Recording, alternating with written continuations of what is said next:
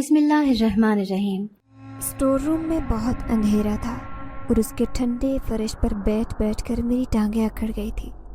ایک بار پھر دروازے کو زور سے پیٹتے ہوئے چچی کو آواز لگائی، دروازہ کھولیں، مجھے ڈر لگ رہا ہے اور درد بھی ہو رہا ہے۔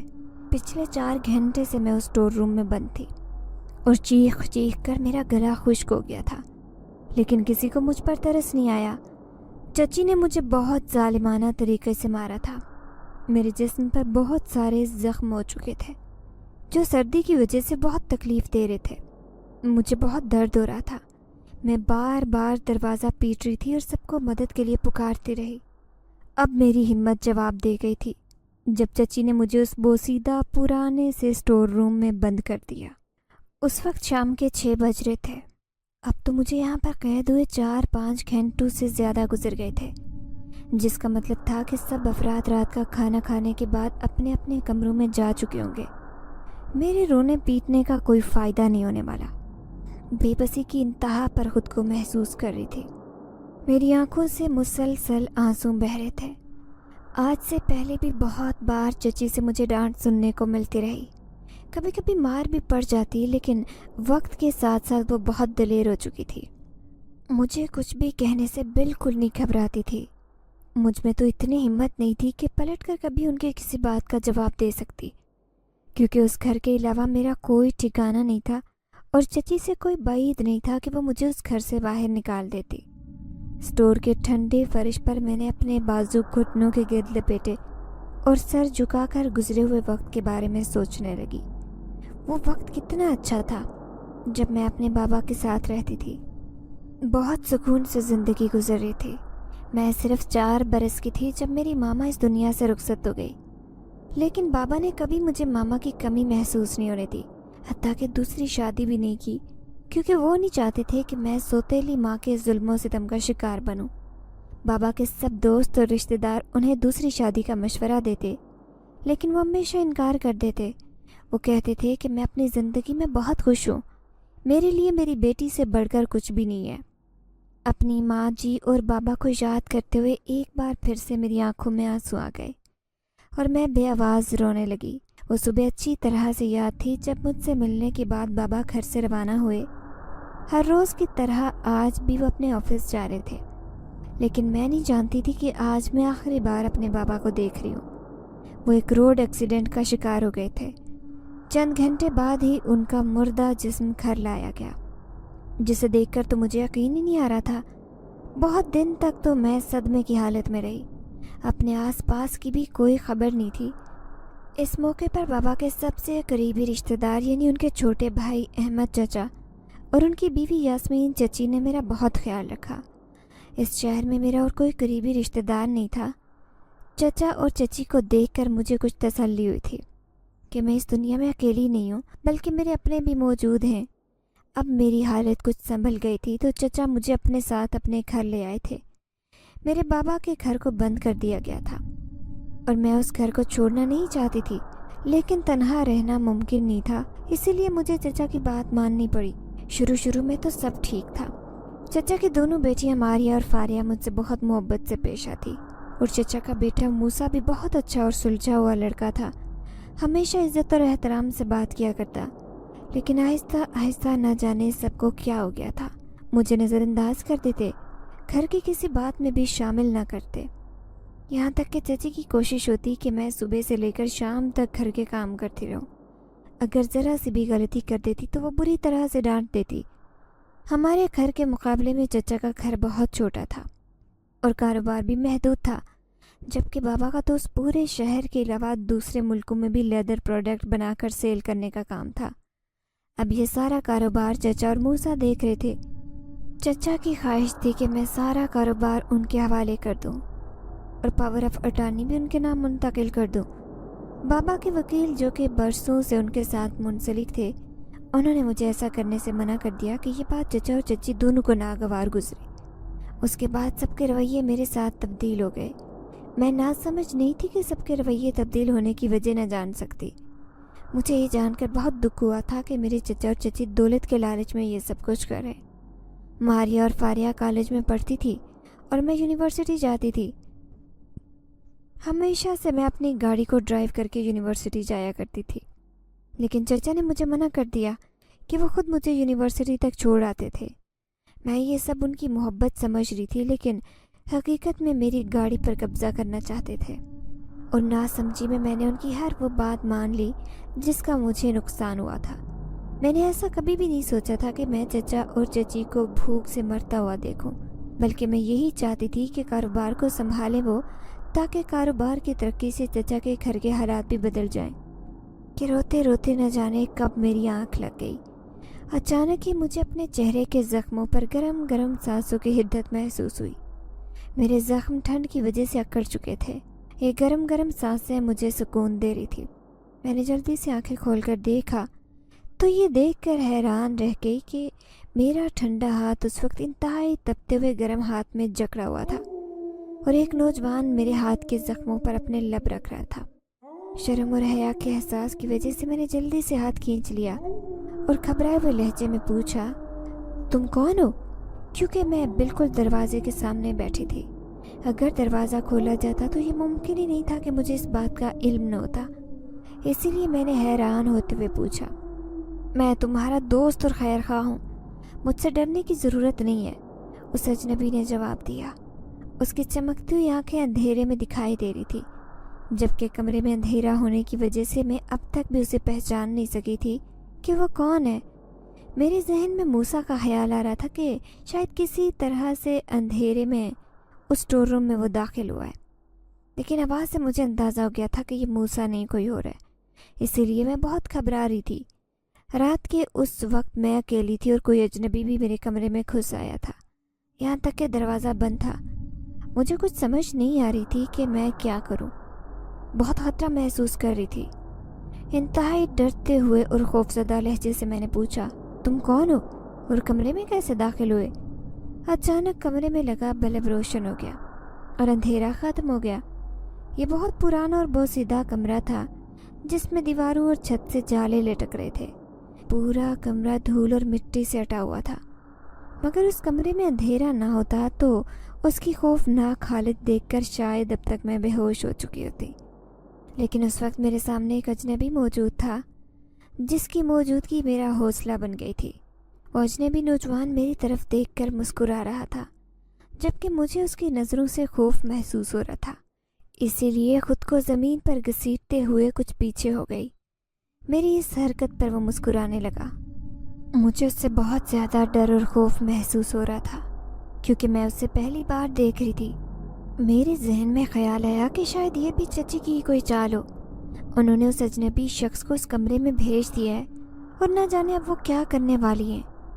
یہ خیال آتے ہی میں بہت بے چین ہو گئی تھی۔ اس لڑکے نے میرے خوبصورت چہرے کی طرف دیکھتے ہوئے کہا، میں نے تم سے کہا ہے نا کہ تمہیں گھبرانے کی ضرورت نہیں ہے، پھر تم کیوں خوفزدہ ہو رہی ہو؟ اس کا لہجہ بہت نرم تھا۔ میں نے اس کی طرف دیکھتے ہوئے سنجیدگی سے کہا، میں تمہیں جانتی نہیں ہوں اور اس وقت تم میرے کمرے میں اجازت کے بغیر آئے ہو، تو مجھے تم سے ڈر ہی لگے گا۔ میری بات سن کر وہ ہنسنے لگا اور ہنستے ہوئے کہا کہ تو کیا تم اس کمرے میں اپنی مرضی سے بیٹھی ہو؟ یہ گندا اور بوسیدہ کمرہ ہی تمہیں پسند آیا تھا؟ اس کے مذاق پر میں دکھی ہو گئی تھی۔ سر جھکا کر انتہائی دکھی لہجے سے کہا، میں اس کمرے میں اپنی مرضی سے نہیں آئی ہوں، بلکہ تمہیں نظر آ ہی رہا ہوگا اس وقت میں کس حالت میں ہوں۔ میرے چہرے پر زخموں کے نشان دیکھنے کے بعد بھی تم مجھ سے یہ پوچھ رہے ہو کہ یہ سب کچھ میری مرضی سے ہو رہا ہے؟ میرے لہجے میں چھپی حیرت کو اس نے محسوس کر لیا تھا۔ اس کے چہرے پر اچانک سے سنجیدگی آ گئی۔ تم نے شاید میری بات کا برا مان لیا ہے، میں تم سے مذاق کر رہا تھا۔ میں اچھی طرح جانتا ہوں کہ تمہاری کیا حالت ہے اور تم اس کمرے میں اپنی مرضی سے نہیں آئی۔ اس کی بات سن کر میں چونک گئی تھی، کیونکہ آج پہلی بار میں اسے دیکھ رہی تھی اور وہ مجھ سے کہہ رہا تھا کہ وہ اچھی طرح سے حالات کے بارے میں جانتا ہے۔ میں اس کے چہرے کی طرف حیرت سے دیکھنے لگی اور یہ سوچنے کی کوشش بھی کر رہی تھی کہ کیا اس سے پہلے میں نے اس شخص کو دیکھا ہے؟ تم نے مجھے اپنے بارے میں نہیں بتایا اور نہ ہی میں نے تمہیں آج سے پہلے کبھی گھر میں دیکھا ہے، اس لیے میں یہ جاننا چاہتی ہوں کہ تم کون ہو اور اس گھر میں کیسے داخل ہوئے؟ وہ کچھ دیر خاموشی سے میرے چہرے کی طرف دیکھتا رہا، پھر لاپرواہی سے جواب دیا، میرے بارے میں جان کر تمہیں کوئی فائدہ نہیں ہوگا، بلکہ شاید تمہیں اچھا نہ لگے، تمہارے دل کو تکلیف ہو، اسی لیے تمہیں جاننے کی ضرورت نہیں کہ میں کون ہوں اور اس گھر میں کیسے آیا ہوں. بس تم اتنا سمجھ لو کہ میں تمہارا دوست اور ہمدرد ہوں. ہر مشکل میں تمہارے ساتھ ہوں. اس نے مجھے اپنے بارے میں کچھ نہیں بتایا اور خود کو میرا ہمدرد کہہ رہا تھا. اس پر میری حیرت میں اضافہ ہو گیا اور میں نے اصرار کرتے ہوئے کہا کہ تمہیں اپنا نام تو بتانا ہوگا. میں تمہیں کس نام سے پکار سکتی ہوں؟ تم مجھے میرا ہمدرد اور دوست کہہ رہے ہو، اسی لیے تمہیں پکارنے کی ضرورت تو پڑے گی. میری بات سن کر وہ کہکا لگا کر ہنسا اور کہا، تم مجھے تراب کے نام سے پکار سکتی ہو. میں نے حیرت زدہ لہجے سے کہا، اگر تمہارا نام تراب ہے تو میں تمہیں تراب کہہ کر ہی پکاروں گی. لیکن اگر تمہارا نام کچھ اور ہے جو تم مجھے نہیں بتانا چاہتے تو تمہاری مرضی. لیکن صرف نام جاننے سے میں تمہارے بارے میں کچھ نہیں جان سکتی. تمہیں مجھے اپنے بارے میں بتانا ہوگا. میرے بار بار کہنے پر وہ جھنجھلا گیا. تیز آواز سے کہنے لگا، جب میں تم سے کہہ رہا ہوں کہ میں ہی تمہارا ہمدرد ہوں اور تمہیں ہر قسم کی مصیبت سے بچا سکتا ہوں، تو تم بار بار یہ کیوں جاننا چاہتی ہو کہ میں کون ہوں؟ اس کے تیز لہجے رویے پر مجھے حیرت ہوئی تھی، لیکن میں نے بھی حیران ہونے کی بجائے غصیلے لہجے میں کہا، تم مجھے بار بار ایک ہی بات کہہ رہے ہو کہ میرے ہمدرد ہو، تو کیا اپنے ہمدرد کے بارے میں مجھے کچھ علم نہیں ہونا چاہیے؟ میں حق رکھتی ہوں کہ جو شخص مجھ سے ہمدردی کر رہا ہے، بار بار یہ دعویٰ کر رہا ہے کہ وہ میرا ہمدرد ہے، اس کے بارے میں سب کچھ جانتی ہوں. اس سے پہلے کہ وہ میری بات کا جواب دیتا، دروازے پر قدموں کی آواز سنائی دی. شاید میری چچی کو مجھ پر رحم آ گیا تھا، اسی لیے وہ اس وقت دروازہ کھولنے آ رہی تھی. لیکن کمرے میں اس وقت میں اکیلی نہیں تھی، بلکہ تراب بھی موجود تھا اور کمرے کا بلب بھی روشن تھا. یہ سب دیکھ کر تو چچی نہ جانے کیا سمجھتی اور مجھ پر کیا الزام لگاتی، کیونکہ یہ کمرہ گھر کی بالکل آخر میں بنا ہوا تھا. یہاں پر ہر وقت اندھیرا رہتا، اسی لیے اس کمرے کو کوئی استعمال نہیں کرتا تھا. کچھ پرانا سامان رکھا تھا، اس کے علاوہ کبھی اس کمرے میں آنے کا اتفاق نہیں ہوا، اسی لیے یہاں پر بجلی کا بلب بھی خراب تھا. میرا دل تو تیزی سے دھڑکنے لگا تھا کہ تراب کو دیکھ کر نہ جانے چچی کیا سمجھے گی اور مجھے کون کون سے الزام برداشت کرنا پڑیں گے. دروازہ کھلنے کی آواز کے ساتھ ہی کمرے میں اندھیرا چھا گیا.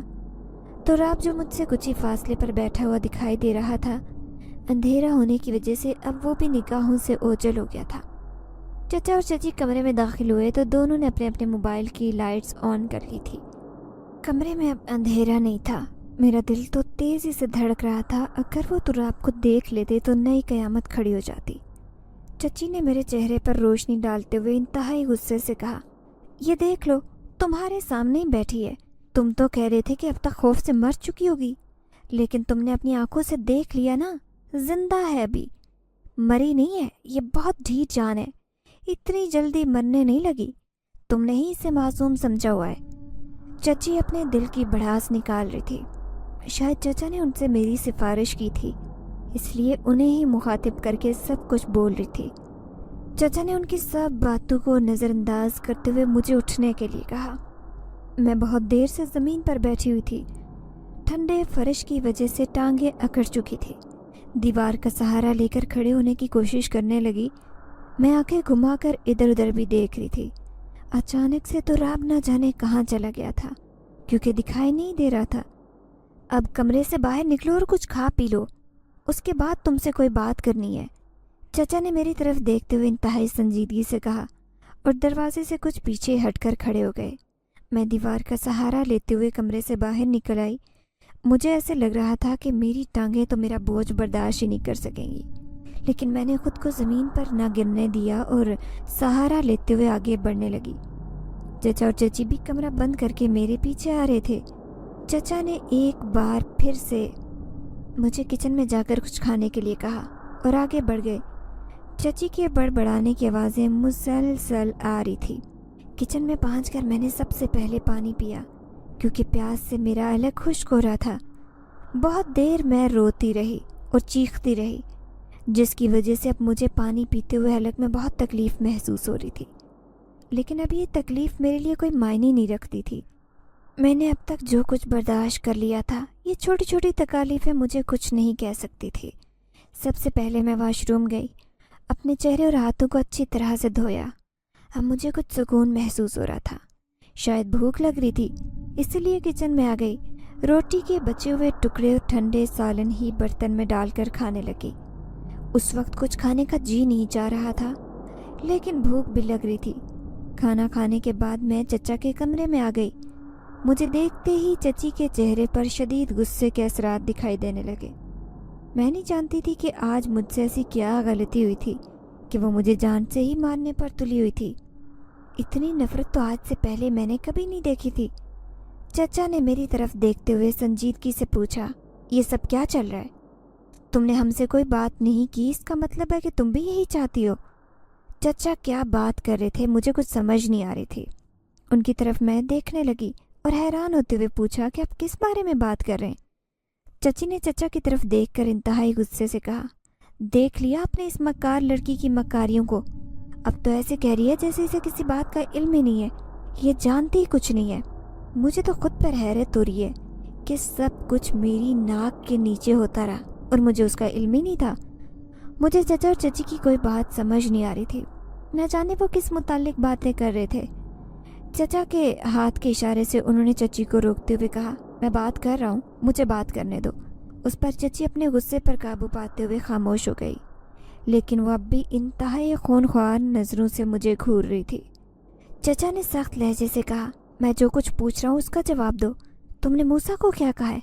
क्या तुम भी मूसा को पसंद करती हो और उससे शादी करना चाहती हो? चचा के सवालात सुनकर तो मुझे ज़मीन व आसमान घूमते महसूस हो रहे थे, क्योंकि मेरी मूसा से कभी भी ऐसी कोई बात नहीं हुई थी। अगर एक दूसरे से आमना सामना हो जाता तो सलाम के अलावा कुछ भी नहीं कहते थे, लेकिन यहाँ पर तो चचा ने ना जाने क्या क्या कह दिया था। मैंने इनकार में गर्दन हिलाते हुए कहा, मैं नहीं जानती आप ये सब क्यों पूछ रहे हैं, लेकिन ऐसा कुछ नहीं है। मेरा जवाब सुनकर चचा कुछ देर खोजती निगाहों से मेरी तरफ देखते रहे और हैरान होते हुए कहा, अगर तुमने ऐसा नहीं कहा तो फिर मूसा क्यों कह रहा है कि वो तुमसे शादी करना चाहता है? तुम दोनों एक दूसरे को पसंद करते हो। मैंने बेबसी से लंबा सांस खारिज करते हुए कहा, वो झूठ बोल रहा है, मैंने उससे कुछ नहीं कहा। आप चाहे उसे मेरे सामने ले आए, मैं उसके सामने भी ये कहने के लिए तैयार हूँ, मैंने तो ऐसा कभी नहीं सोचा। चचा ने चची की तरफ देखते हुए कहा, इस वक्त तुम मूसा को उसके कमरे से उठा कर ले आओ, उसके सामने बात हो जाए तो अच्छा है। चचा का हुक्म सुनकर चची के चेहरे पर एक बार फिर गुस्से के असरात दिखाई देने लगे। वो इंतहाई गुस्से से बोली, इस वक्त वो आराम कर रहा है, सारा दिन तो कामों में मसरूफ रहता है। अब आधी रात को उसे जगा कर ले आऊं और अदालत में खड़ा कर दूं। अब जो भी बात होगी सुबह होगी। अब इस लड़की की खातिर मैं अपने बेटे का आराम और सुकून बर्बाद नहीं कर सकती। हस्बे आदत वो शुरू हो गई थी। चचा ने मुझे इशारा करते हुए कहा कि तुम अपने कमरे में जा सकती हो। मैं कमरे में आ गई, लेकिन यही सोच रही थी कि मूसा ने ऐसा क्यों कहा है, क्योंकि हमारे दरमियान तो ऐसी कोई बात नहीं हुई थी। मुझे मूसा पर शदीद गुस्सा आ रहा था। मेरा बस चलता तो उसे ऐसी सज़ा देती कि वो उम्र भर याद रखता। मैं नहीं जानती थी कि चची मूसा का गुस्सा मुझ पर उतार रही थी। मैं तो सबका मामूल के मुताबिक कर रही थी। चची ने मुझे कपड़े इस्त्री करने के लिए कहा, मैंने उनके कपड़े इस्त्री किए, लेकिन अपने कपड़े देखकर उन्हें शदीद गुस्सा आ गया, क्योंकि आज वो दूसरे कपड़े पहनना चाहती थी। इस मामूली सी गलती पर चची ने ना सिर्फ मुझे बातें सुनाई, बल्कि गुस्से में आकर मुझ पर हाथ उठाया, फिर बालों से घसीटते हुए स्टोर में जाकर बंद कर दिया। मुझे तो बिल्कुल समझ नहीं आ रही थी कि वो ये क्यों कर रही हैं। अब मुझे समझ आ गई थी कि ये सब करने की वजह क्या थी। वो मुझे भी मुजरिम समझते हुए सजा दे रही थी। मेरा कमरा भी सामान से भरा था। घर का फालतू सामान उस कमरे में भी रखा था। एक कोने में मेरा बेड लगाया गया। मैंने खुद ही उस कमरे को रहने के काबिल बनाया। मैं बेड पर बैठ गई। अब भी मुझे मूसा पर गुस्सा आ रहा था। जी चाह रहा था उसके कमरे में जाऊं, जगाकर पूछूं कि मैंने उससे ऐसा कब कहा। मेरी नींदें बर्बाद करके वो आराम से सो रहा था। रात को सोने से पहले मैं कमरे के दरवाजे के आगे लकड़ी का एक टेबल रखा करती, क्योंकि उस कमरे के दरवाजे को बंद नहीं किया जा सकता था। अचानक दरवाजे पर दस्तक की आवाज़ सुनाई दी और फिर कोई दरवाज़ा खोलने की कोशिश करने लगा। आगे लकड़ी का वजनी टेबल था, इसलिए दरवाज़ा मुकम्मल तो नहीं खुला, लेकिन थोड़ा सा खुल गया। मैंने देखा कि वो मूसा था। उस वक्त उसे अपने कमरे के दरवाजे पर खड़े देखकर मुझे हैरत हुई, लेकिन फिर एकदम से गुस्सा आ गया। दरवाज़ा खोलो, तुमसे बात करना चाहता हूँ, मूसा ने हुक्म देने वाले अंदाज में कहा। इस वक्त मैं तुम्हारी कोई बात नहीं सुनना चाहती। मैं गुस्से में हूँ, ऐसा ना हो कि तुम्हें कुछ गलत कह दूँ जो तुम्हें पसंद ना आए। बेहतर यही है कि इस वक्त जाओ यहाँ से। उसकी तरफ देखते हुए मैंने इंतहाई गुस्से से कहा।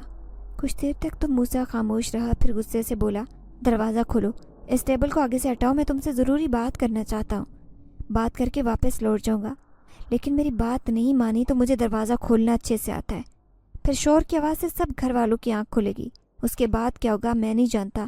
سب کو تم ہی جواب دو گی. وہ مجھے دھمکی دے رہا تھا. میں اچھی طرح سے جانتی تھی کہ وہ جو کچھ کہتا ہے وہ کر گزرتا ہے، اسی لیے نہ چاہتے ہوئے بھی مجھے اس کی بات ماننی پڑی. دروازہ کھول دیا تو وہ کمرے میں آ گیا. میری طرف دیکھ کر مسکرا رہا تھا. اسے مسکراتا دیکھ کر میری آنکھوں میں آنسو آ گئے. آج اس کی وجہ سے میں نے تکلیف برداشت کی تھی اور اسے اس کا بالکل بھی احساس نہیں تھا. میرے چہرے کی طرف دیکھتے ہوئے اس نے سنجیدگی سے کہا، میں جانتا ہوں کہ امی نے تمہیں سخت سزا دی ہے. یہ سب میری وجہ سے ہوا ہے. جو کچھ بھی ہوا ہے وہ غلط تھا. مجھے پہلے ہی تم سے بات کرنی چاہیے تھی. مجھے تم سے کوئی بات نہیں کرنی اور نہ ہی میں تمہارے ساتھ زندگی گزارنا چاہتی ہوں. بہتر یہی ہے کہ میرا پیچھا چھوڑو اور جاؤ یہاں سے. صبح ہونے سے پہلے ہی چچی میرے سر پر پہنچ جائیں گی. مجھے اٹھنا پڑے گا. آرام کرنا چاہتی ہوں. جا سکتے ہو تم. کرخت لہجے سے میں نے کہا، جبکہ وہ صرف مسکرا رہا تھا. مسکراتے ہوئے میرے بالکل قریب کھڑا ہو گیا اور ہنستے ہوئے کہا، مجھے تو ایسے لگ رہا ہے کہ تم سچ میں یہی سوچ رہی ہو کہ میں تم سے شادی کرنا چاہتا ہوں. اس کے لہجے میں چھپا طنز محسوس کر رہی تھی. میں نے تمہارے سامنے ایسی کسی خواہش کا اظہار نہیں کیا. اگر تمہیں خود ہی یہ خوش فہمی ہو رہی ہے تو میں کیا کر سکتی ہوں؟ میں انتہائی غصے سے کہا. ارے نہیں، تم تو غصے میں آ گئی. غصہ مت کرو. غصہ صحت کے لیے اچھا نہیں ہوتا. تم تو پھر بھی سونے کی چڑیا ہو. اگر غصہ کرنے سے تمہارا بلڈ پریشر ہائی ہو گیا تو تم مر بھی سکتی ہو. اس سے تو ہمارا بہت نقصان ہو جائے گا. چہرے پر انتہائی گھٹیا مسکراہٹ سجائے وہ مجھے پیار بھرے لہجے سے سمجھا رہا تھا. اس کی لہجے کا گھٹیا پن مجھے بہت برا لگ رہا تھا، لیکن میں اسے کچھ بھی نہیں کہہ سکتی تھی. اس کی تمام گھٹیا باتیں سننا میری مجبوری تھی. تمہیں میری فکر کرنے کی کوئی ضرورت نہیں ہے. اگر مجھے کوئی بیماری بھی ہوئی تو میں تمہارے پاس نہیں آؤں گی. خدا کے لیے جاؤ یہاں سے. اب کی بار میں نے انتہائی غصے سے کہا. اچھا غصہ کیوں کرتی ہو؟ جا رہا ہوں. میں تمہارے لیے فکر مند ہوں. میں نہیں چاہتا کہ تمہیں کوئی تکلیف ہو، کیونکہ اگر تم مر گئی تو میرے ہاتھ بھی کچھ نہیں آئے گا. بہت مجبوری ہے. مجھے اپنا خیال رکھنے کا کہہ کر وہ کمرے سے چلا گیا. مجھے موسیٰ کے رویے پر حیرت ہو رہی تھی. اس نے کبھی ایسی کوئی حرکت نہیں کی تھی. اچانک سے نہ جانے کیا ہو گیا تھا. میں بستر پر لیٹ گئی اور اس کے متعلق سوچتی رہی. کمرے کی لائٹ آف کر دی. میں سونا چاہتی تھی لیکن سردی میں بیٹھنے کی وجہ سے میرا پورا جسم درد کر رہا تھا. اب تو مجھے ایسے لگ رہا تھا کہ بخار ہو رہا ہے. میں خود کو سلانے کی کوشش کر رہی تھی، اس لیے آنکھیں بند کی. اچانک ٹرک کی آواز سنائی دی تو میں نے آنکھیں کھولی. پورا کمرہ روشن ہو چکا تھا. کمرے کی لائٹ روشن تھی. مجھے بہت حیرت ہوئی کیونکہ کمرے کی لائٹ خود بخود آن ہو گئی تھی. میں نے خود بند کی تھی. حیرت سے میں دیکھ رہی تھی جب مجھے بالکل قریب تو راف کھڑا دکھائی دیا. اسے دیکھتے ہی میں حیرت سے اٹھ کر بیٹھ گئی اور خوف سے دیکھنے لگی. اپنے کمرے میں اسے دیکھ کر میری حالت خراب ہونے لگی. انتہائی دھیمی آواز سے میں نے اس سے پوچھا، تم یہاں کیا کر رہے ہو؟ اور وہ میرے کمرے میں کیسے داخل ہوئے؟ کیا تم پہلے سے ہی اس کمرے میں چھپ کر بیٹھے ہو؟ خوفزدہ نگاہوں سے اس کی طرف دیکھتے ہوئے میں نے ایک ہی سانس میں کئی سوال پوچھ ڈالے، جبکہ وہ کھڑا مسکرا رہا تھا. میں نے پہلے بھی تم سے کہا تھا، اب بھی کہہ رہا ہوں کہ تمہیں مجھ سے ڈرنے کی ضرورت نہیں ہے. میں تمہارا دوست ہوں، تمہارا ہمدرد ہوں. تمہارے سب مسئلے حل کروں گا. میری تمام باتوں کو نظر انداز کرتے ہوئے وہ مجھے تسلی دے رہا تھا. مجھے اب بھی یقین نہیں آ رہا تھا کہ وہ میرے کمرے میں موجود ہے، کیونکہ کمرے کا دروازہ اب بھی بند تھا. تم میرے دوست ہو، ہمدرد ہو، لیکن اس کمرے میں چھپ کر بیٹھے ہوئے ہو. تم کوئی چور ہو جو ہمارے گھر میں داخل ہو چکے ہو. تمہارے بارے میں اس گھر کے کسی شخص کو علم نہیں اور تم چھپ کر میرے کمرے میں بیٹھے تھے. اب کی بار میں نے غصے سے کہا.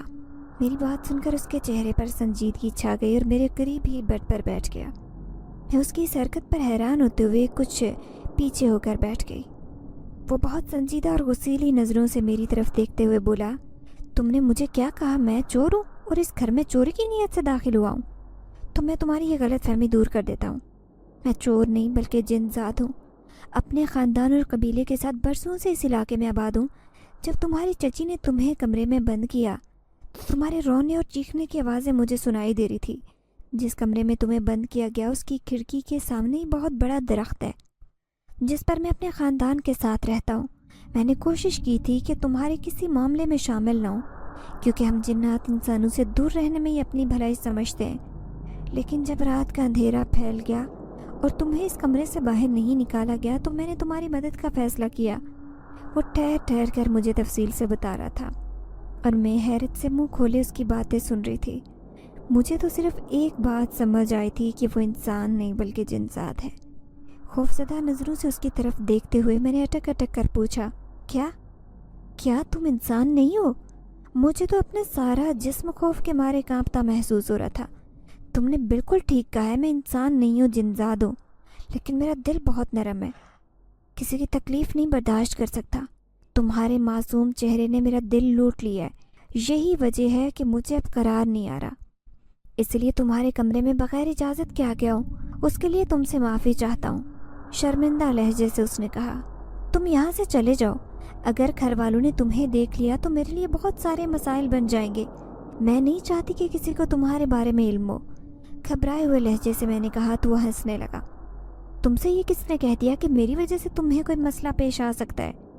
اس بات کی تسلی رکھو، تمہارے گھر میں سے کوئی بھی شخص مجھے اس وقت تک نہیں دیکھ سکتا جب تک میں نہیں چاہوں گا، صرف تم ہی مجھے دیکھ سکتی ہو۔ میں انسانوں کی نظروں سے خود کو چھپا سکتا ہوں اور جب چاہوں سامنے ظاہر ہو سکتا ہوں، اس لیے فکر مت کرو۔ مجھے اس کی بات پر یقین آ رہا تھا، کیونکہ میں بھی تو یہ اچھی طرح سے جانتی تھی کہ انسان کی آنکھ جنات کو نہیں دیکھ سکتی جب تک انسان خود نہ چاہے۔ کیا تم بھی میرے اپنوں کی طرح خود غرض اور لالچی ہو، کسی لالچ کی وجہ سے میری طرف متوجہ ہوئے ہو؟ اس کی طرف دیکھتے ہوئے میں نے انتہائی دکھی لہجے سے پوچھا، کیونکہ میں موسیٰ کے بارے میں اچھی طرح سے جانتی تھی کہ وہ مجھ سے شادی کیوں کرنا چاہتا ہے، تاکہ میرے ابا کی چھوڑی ساری پراپرٹی اس کے نام منتقل ہو، میرے ساتھ میری جائیداد کا بھی وارث بنے۔ میری بات سن کر تراب نے انکار میں گردن ہلاتے ہوئے کہا، مجھے تم سے کوئی لالچ نہیں ہے، بلکہ میں نے بالکل سچ بتایا ہے کہ میرا دل تمہاری معصوم اور خوبصورت چہرے کو دیکھ کر تمہاری طرف متوجہ ہوا ہے۔ اب یہی چاہتا ہوں کہ زندگی میں تمہیں کوئی مسئلہ نہ ہو، صرف آسانیاں اور خوشیاں ہوں۔ اس کے لیے ضروری ہے کہ تم ان سب سے الگ ہو۔ میرے ساتھ آؤ، میں تمہیں زندگی کی سب خوشیاں اور آسانیاں دینے کا وعدہ کرتا ہوں، کبھی تمہیں تکلیف نہیں ہوگی۔ وہ بہت سنجیدگی سے اظہار محبت کر رہا تھا، جبکہ میرے لیے یہ بہت حیران کن تھا۔ میں سوچ بھی نہیں سکتی تھی کہ کبھی زندگی میں ایسے حالات کا سامنا بھی کرنا پڑے گا کہ ایک جنزاد مجھ سے اظہار محبت کرے گا۔ مجھے کچھ سمجھ نہیں آ رہی تھی کہ اس موقع پر مجھے کیا کرنا چاہیے۔ اس کے بارے میں حقیقت جاننے کے بعد میرا دل اس کی طرف مائل نہیں ہو رہا تھا، کیونکہ وہ انسان نہیں تھا۔ میں اتنا علم تو رکھتی تھی کہ انسان اور جنات الگ مخلوق ہیں اور کبھی ایک نہیں ہو سکتے۔ میری خاموشی پر وہ بھی کچھ دیر خاموش رہا، پھر محبت بھرے لہجے سے کہا، میں تم سے کوئی زبردستی نہیں کر رہا اور نہ ہی تمہیں مجبور کروں گا کہ تم میرا ساتھ قبول کرو، لیکن مجھے امید ہے کہ میری بات ضرور مانو گی، اسی لیے میں تمہارے ساتھ ہوں۔ جب بھی تمہیں کوئی تکلیف دینے کی کوشش کرے گا میں اسے سخت تکلیف دوں گا، چاہے وہ کوئی بھی ہو، مجھے اس سے کوئی فرق نہیں پڑنے والا۔ دھیمے لہجے سے بات کرتے اچانک اس کا لہجہ سخت ہو گیا تھا۔ مجھے تو کچھ سمجھ نہیں آ رہی تھی کہ اس سے کیا جواب دوں۔ اس نے میری طرف دیکھ کر مسکراتے ہوئے کہا، اب میں جا رہا ہوں، لیکن یہ مت سمجھنا کہ تم اکیلی ہو، میں ہر مشکل میں تمہارے ساتھ کھڑا ہوں۔ یہ کہتے ہوئے وہ میری نگاہوں کے سامنے سے غائب ہو گیا۔ اس کے جانے کے بعد بھی بہت دیر تک مجھے نیند نہیں آئی تھی۔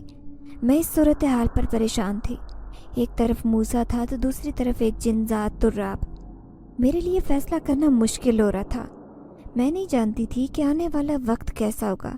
چچا اور چچی کے بارے میں تو اچھی طرح سے جان چکی تھی کہ وہ بہت لالچی ہیں۔ چچی کو تو مجھ سے نہ جانے اس قدر نفرت تھی کہ مجھے دیکھتے ہی ان کے چہرے پر غصہ اور بیزاری چھا جاتی۔ اگر ان کے بیٹے موسیٰ کی شادی میرے ساتھ ہو جاتی تو وہ میری ساری پراپرٹی کا مالک بن سکتا تھا، لیکن چچی ہمیشہ سے اپنی بھتیجی کو بیاہ کر لانا چاہتی تھی، اس لیے انہیں مجھ پر غصہ آ رہا تھا، کیونکہ وہ ایسا ہرگز نہیں چاہتی تھی۔ صبح معمول کے مطابق میری آنکھ خود ہی کھل گئی۔ جب میری آنکھ کھلی تو مجھے سر میں درد محسوس ہو رہا تھا۔ بستر سے اٹھنے لگی تو سر چکرانے لگا، دوبارہ بیٹھ گئی۔ کل کی سردی کا اثر تھا کہ مجھے اپنا جسم سارا اس وقت بھی ٹھنڈا محسوس ہو رہا تھا اور ٹانگوں میں شدید درد تھا۔ پھر وہی ہوا جس کا ڈر تھا، مجھے تیز بخار نے گھیر لیا۔ میں ہرگز بھی بیمار نہیں ہونا چاہتی تھی، کیونکہ جب بھی بیمار ہوتی ہوں تو کوئی پوچھنے والا نہیں ہوتا۔ میں اس وقت اپنے کمرے سے باہر جانا چاہتی تھی، لیکن مجھ میں ہمت نہیں تھی، اس لیے بستر پر لیٹ گئی۔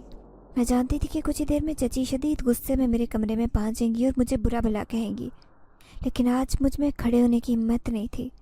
کچھ ہی دیر گزری تھی کہ چچی دندناتی ہوئی کمرے میں داخل ہوئی اور مجھے بستر پر لیٹے دیکھ کر انتہائی غصے سے بولی، میڈم صاحبہ اٹھ کر بیٹھو اور کمرے سے باہر نکلو، گھر میں آج خاص مہمان آنے والے ہیں، میری بیٹی کا رشتہ لے کر کچھ لوگ آ رہے ہیں، میں نہیں چاہتی کہ آج کے دن گھر میں نحوست ہو، اس لیے بہتر ہے کہ خاموشی سے کمرے سے نکلو، گھر کے کام کاج میں سب کی مدد کرو۔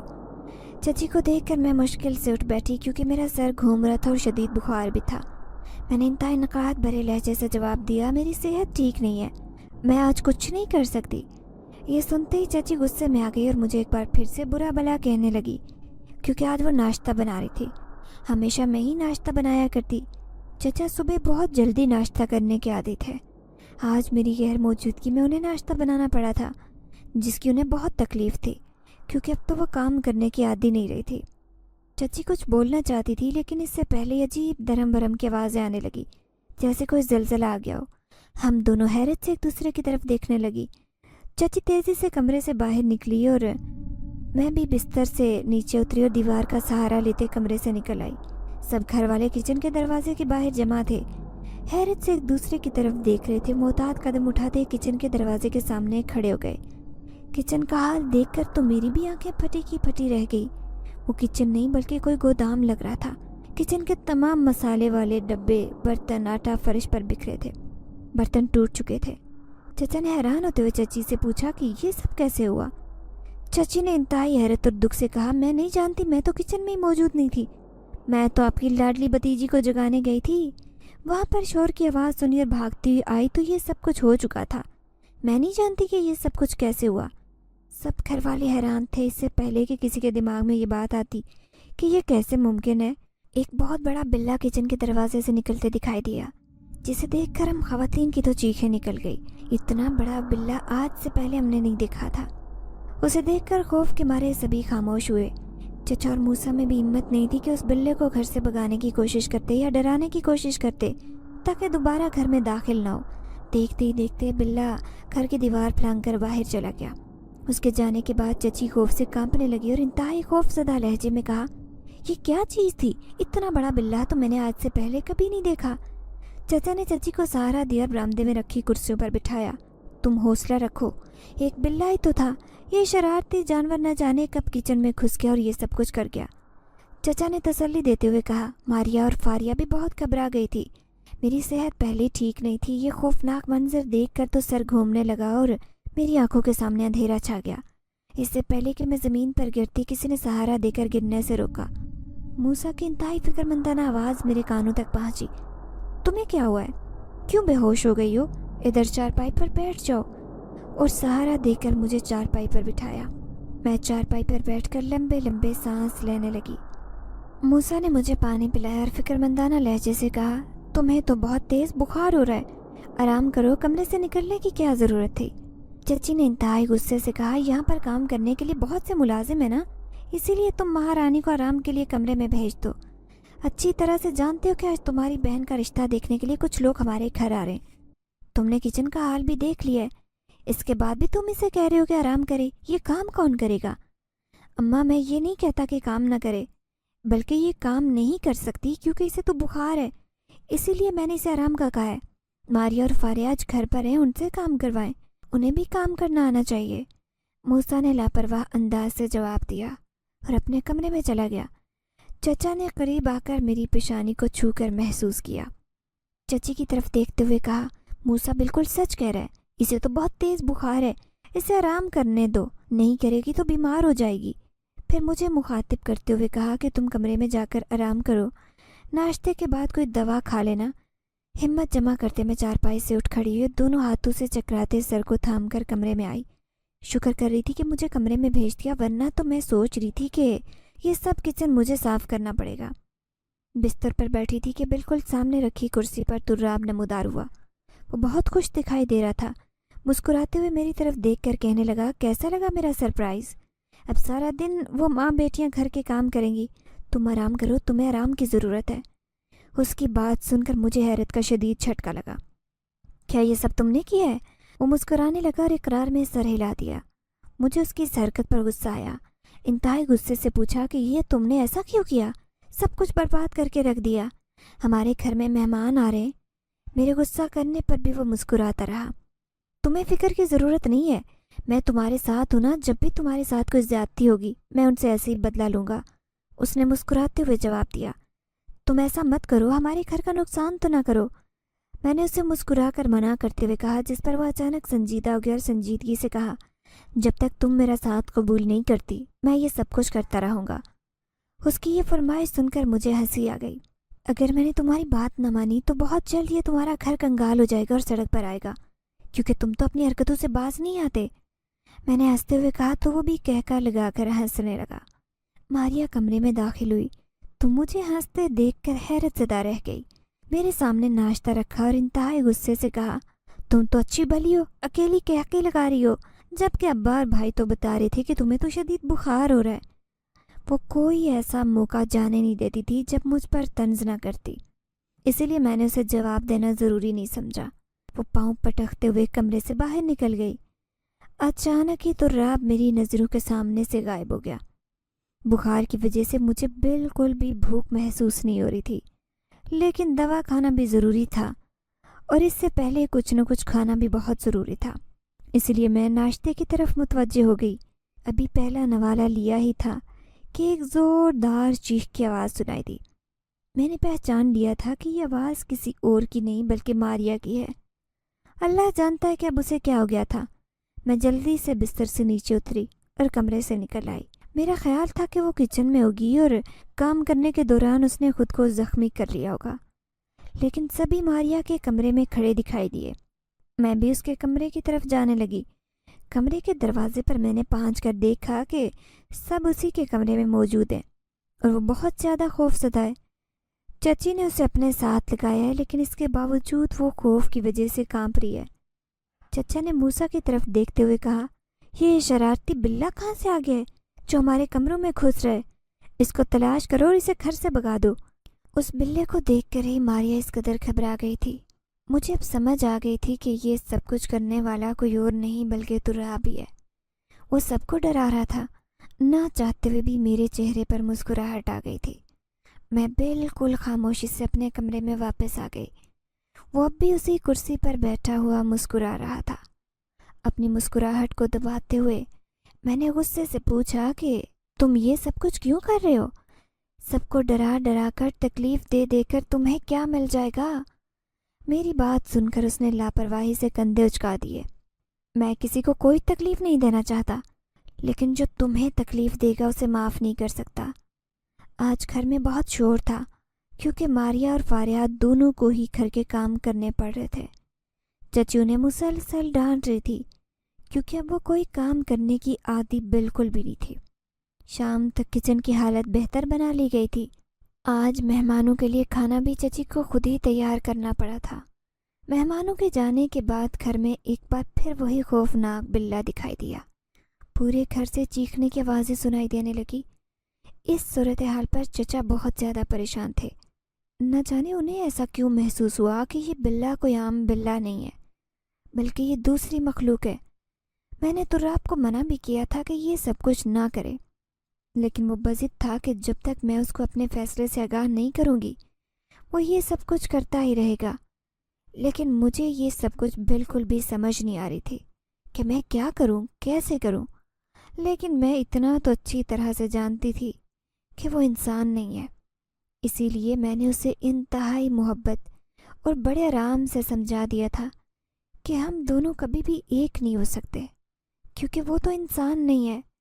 ہم دونوں کچھ ہی دیر خاموش رہے اور پھر میری طرف دیکھتے ہوئے انتہائی سنجیدگی سے اس نے کہا، میں نہیں جانتا کہ میرا دل تمہاری طرف کیوں متوجہ ہو چکا ہے، لیکن میں نے تم سے پہلے بھی کہا تھا کہ میں تمہارے ساتھ کسی بھی طرح کی کوئی بھی زبردستی کبھی بھی نہیں کروں گا، لیکن جو تمہیں تنگ کریں گے میں انہیں بھی کبھی معاف نہیں کر سکتا۔ اسی لیے جب تک تمہاری زندگی کے یہ حالات بدل نہیں جاتے میں تو ہمیشہ تمہارے ساتھ ہی رہوں گا، لیکن میں بار بار خود کو انسانی شکل میں نہیں لا سکتا کیونکہ انسان کی شکل میں آتے ہوئے کسی بھی جن کو بہت زیادہ طاقت لگ جاتی ہے اور پھر وہ دن بدن کمزور ہوتا چلا جاتا ہے۔ اسی لیے میں نے اب سوچ لیا ہے کہ میں ہمیشہ تمہاری مدد تو ضرور کیا کروں گا، چاہے کچھ بھی ہو جائے۔ اتنا کہہ کر وہ میرے سامنے سے اچانک ہی غائب ہو گیا تھا۔ میری صحت بھی اب بہتر ہو گئی تھی۔ میں ہر روز اب اس کا انتظار کرتی، حتیٰ کہ ایک دن اس پرانے اسٹور میں بھی جا کر بیٹھ گئی جہاں پر ہماری پہلی ملاقات ہوئی تھی، لیکن وہ اس کے بعد کبھی بھی آج تک میرے سامنے نہیں آیا تھا۔ چچا نے بھی گھر میں مختلف جادوگروں اور عاملوں کو بلایا تھا، لیکن کوئی بھی اب تک کامیاب نہیں ہو سکا تھا۔ تراب اب بھی کسی نہ کسی کو نظر آ ہی جایا کرتا تھا۔ چچا نے موسیٰ کے ساتھ ہی میرا شادی کرنے کا فیصلہ کر لیا تھا، لیکن میں نے بھی اب اس فیصلے سے بالکل صاف انکار کر دیا تھا، کیونکہ میں بہت اچھی طرح سے یہ بات جانتی تھی کہ موسیٰ مجھ سے کبھی بھی مخلص نہیں ہے، بلکہ اسے تو صرف اور صرف میری پراپرٹی سے ہی پیار ہے۔ لیکن موسیٰ نے میرا یہ خیال بھی بالکل غلط ثابت کر دیا تھا۔ میری پراپرٹی کے تمام تر فائلز اور تمام تر کاغذات اور پیپرز اس نے میرے حوالے کر دیے تھے، کیونکہ موسیٰ سچ میں ہی مجھ سے اب محبت کرنے لگ گیا تھا۔ چچی بھی موسیٰ کے سامنے ہار چکی تھی۔ وہ آج بھی اپنی عادات کو تو نہیں بدل سکی تھی، لیکن اب مجھے کسی کی بھی بالکل کوئی پرواہ نہیں تھی۔ میری زندگی اب بہت اچھے سے گزر رہی تھی، لیکن بہت عرصہ ہو چکا ہے اب ہمارے گھر میں سے کسی کو بھی وہ بلّا کبھی بھی دکھائی نہیں دیتا۔ ناظرین، اگر آپ کو آج کی یہ کہانی اچھی لگی ہو تو ویڈیو کو لائک ضرور کریں۔ اگر آپ کو ایسی دہشت ناک دل کو جکڑ دینے والی کہانیاں پسند ہیں تو ایسی ایک کہانی روزانہ سننے کے لیے ہمارے چینل کو سبسکرائب کریں۔ اجازت چاہتے ہیں، اللہ حافظ۔